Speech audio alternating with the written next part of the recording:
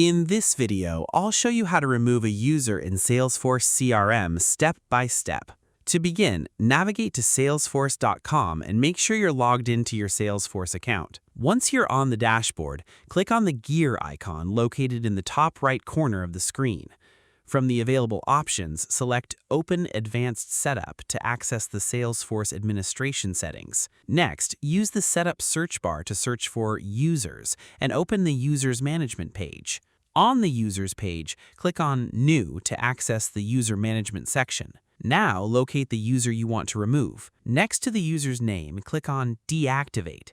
Since Salesforce deactivates users instead of permanently deleting them, this removes their access to the organization while preserving their existing records and history. Finally, confirm the deactivation when prompted, and the user will be successfully removed from active access. And that's how you can remove a user in Salesforce CRM.